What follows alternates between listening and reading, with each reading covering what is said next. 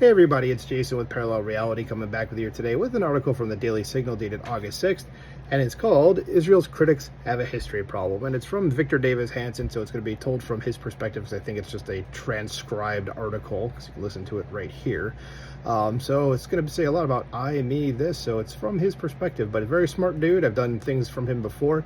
So this is just going to go into, of course, like I said, Israel's critics have a history problem, as we all well know, and I'm not cutting that cough out. So, into the article, it says, we're hearing a lot of charges since October 7th that Israel has committed a litany of war crimes. Let's examine them very carefully because I think they tell us more about the accuser than they do the accused. It says, we're told by a lot of representatives in our own Congress, mostly on the Democratic side, not all Tucker Carlson, for example, Candace Owens, but also Zoran Mamdani and others have said that Israel is an apartheid state, which it very obviously is not, and you'd know that if you knew anything about Israel or if you weren't just a propagandist. In other words, it has racial enclaves. No, but Palestine actually does, or Gaza, they absolutely do. It says, but there's nothing in the Israeli constitution that requires you to be Jewish. In fact, there's 2 million Arabs living freely, voting freely inside Israel. That's a hell of an apartheid state you have there. Oh, wait, you guys all have equal rights? Yep, must be apartheid. It says, in contrast, of the 22 member Arab nations, almost all of them require Islam as the national religion. And of the 30 Muslim countries, Arab and non-Arab alike, about 23 of them make it a crime to be an apostate from Islam. By the way, that means, like, if you leave Islam, they can legally, in their mind, legally kill you. Just an FYI. So it says, does anybody ever say that these are apartheid states? Say, nope, nobody does. Says, do you really believe that if you were of a trans community, you could start a movement in Iran? Could you have a Mormon chapter on the West Bank? Could you build a new cathedral of Christian worship in Istanbul today under Erdogan? It says, you think there's a gay rights parade going on in Gaza? No, these are apartheid. They eliminate and marginalize communities. Let's look at another charge that we hear, settler colonialist. This means that Israel were interlopers. It says, well, let me ask you something. In modern-day Israel, we have archaeological and linguistic evidence that Jews were living there 3,500 to 4,000 years ago. People who spoke early Hebrew, who practiced the Jewish faith, and lived on the land that is now Israel. If you want to talk about settler colonials, where did the Arabs come from? I can give you a hint. There's a country in the Middle East with the word Arabia in it, so that might be a little bit of a hint.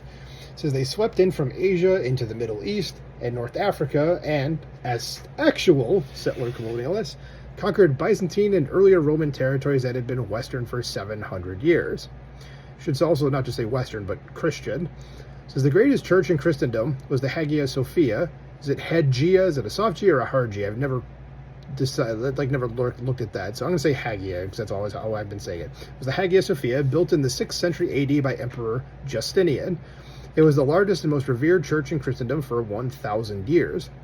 And yet, in the 15th century, settler colonialists under the Sultan, came in and conquered and settled and took over Asia Minor from the Byzantines. Then they slapped minarets on and culturally appropriated a Christian church and turned it into a mosque. They were settler colonialists. Yeah, it's a problem with a lot of this Muslim history when you're dealing with, like, the pro-pallies, is that it's like, well, how did this get there? Like, what is that built on top of? What did that used to be? And it's like, oh, it all used to be, like, Christian or Jewish stuff. But then they're like, no, the Israel or the colonial. like the settlers. Like, okay, sure, yeah. It says, Mamdani's family are settler colonials. They were part of a British imperial project at the turn of the 19th to 20th century that put settlers from other areas of the British Empire into Africa to help advance their colonial control of the indigenous people.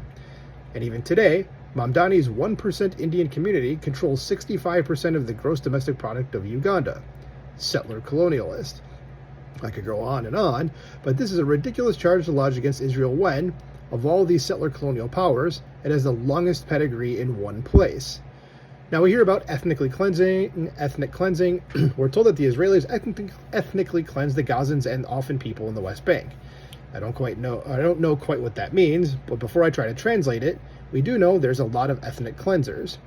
Erdogan, the president of Turkey, has threatened to send missiles both into Athens and into Israel. His government, not his own, but the Turkish government, of which he is a continual successor, he's an authoritarian dictator, by the way, has ethnically cleansed all of the Greeks from northern Cyprus and occupied it, and then sent settler colonialists from Turkey. I haven't heard anybody complain about that. Is there a protest I missed at Colombia? Did Ilhan Omar forget that? or does she just give a pass to a fellow Muslim country? Yeah, that's of course what's happening. She doesn't care. It says, well, October 7th was transpiring. Far away in Muslim Azerbaijan, they were ethnically cleansing 150,000 Armenians from their ancestral home of nearly 1,000 years in the Nagorno-Karabakh corridor. I think there was a couple of wars fought in that area too between those two countries. So I didn't hear a word from Ilhan Omar. I didn't hear a word from AOC. I didn't hear a word from Zoran Mamdani. And then we come to, well, basically everybody's favorite word these days, genocide. It says the Israelis, they say, committed genocide. And believe me, people who commit genocide, we know who they are, and they don't vaccinate the targeted population, as Israel has done. They don't send food. And by the way, the food thing, just to let you know, the Gazans there eat about as many calories as I myself eat in a day. Actually, they eat the same. I think it's what it is what I actually eat in a day. And I do keep track of what I've been eating for the last 8 years. And yes, it's exactly what I eat right now.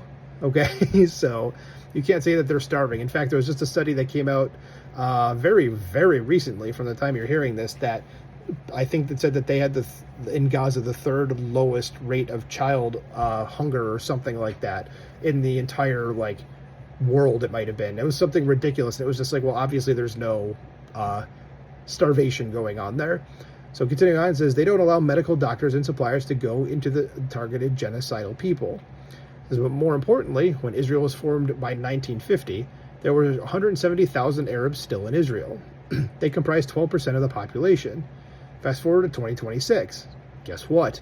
Genocidal Israel saw the population of Arabs, who are now Israeli citizens, increase to 2 million, and the percentage of non-Jews in Israel who were Arab Muslims increased from 12% to 20%. Genocidal regimes don't take the targeted victim and then increase the population, both in real numbers and percentages vis-a-vis their own demographics. They just don't do that. And if you talk about ethnic cleansing, Hassan Piker, a fierce podcaster and critic of Israel, and that's being very kind, my friend, was born in the United States, but he grew up in Turkey. His parents are Turkish immigrants. Turkey is the most genocidal regime of the last 2 centuries. It wiped out almost 1 million Armenians in the Armenian genocide. It went into Ionia in 1922 and destroyed, burned down, the Greek city of Smyrna, an ancient city that had a 2,500-year Greek pedigree, then ethnically cleansed 1 million Greeks off the entire coast of Ionia. That's genocidal. And don't forget what he's always trying to do to the Turks. He's basically trying to kill all of them at the same time as well. So it says Mao Zedong killed 50, 60 million of his own people. That's genocidal, and yet we never hear any of that. When you talk about war criminals, Zoran Mamdani wants to arrest Benjamin Netanyahu when he sets foot in New York. Why not arrest the Chinese delegation? They hold 1 million Uyghur Muslims in labor camps, and they're the inheritors of a government that killed 60 million or 70 million of its own people. I don't think they're going to be arrested. Members of Mamdani's own staff were planning to meet the Iranian delegation. They slaughtered 30,000, 40,000, 50,000 of their own Iranian people not too long ago. Yeah, it was back in January, so it was 8 months ago from the time I'm recording this. It says, were they going to be targeted for arrest? I don't think so. Were the Azerbaijanis going to be targeted for arrest for ethnic cleansing? No. How about the Muslims of Nigeria who are killing thousands of Nigerian Christians? Are they targeted when they come to New York? No. So, what's going on? Well, first of all, most of this rhetoric, comes from young people who are in the universities, and they're both ignorant and arrogant. Typical progressive says they don't take history, they don't take languages, they know nothing of the Middle East other than what they are told by Middle East propaganda departments. And first and second generation immigrants from the Middle East who fled horrific conditions came to the United States, were generously treated by their host and offered prosperity, freedom, and security, and in exchange for all of that, they were ridiculed and called all sorts of names and damned for their support of Israel. In other words, this is sort of a joke.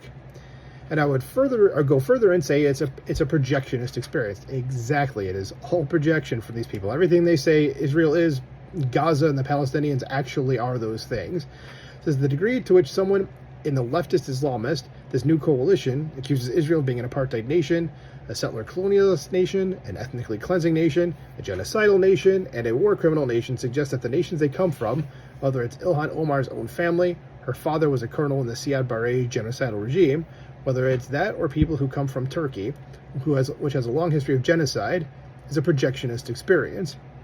They project their own sins onto tiny democratic and free Israel. Why? I don't know. but I have a suspicion it's because Israel is predominantly made up of Jews. Yeah, that's it. That's why. I mean, don't really need to think about it any further than that. So that is the article here. So that should kind of, hopefully that kind of clears up like all the little arguments there, because it kind of very simply summarized, is what I'm trying to say, everything that's kind of been going on about all the libels against Israel. But yeah, there's always more you can go find out there. So let me know what you think about this in the comments below. Please like, share, and subscribe, and I will talk to you soon. Bye.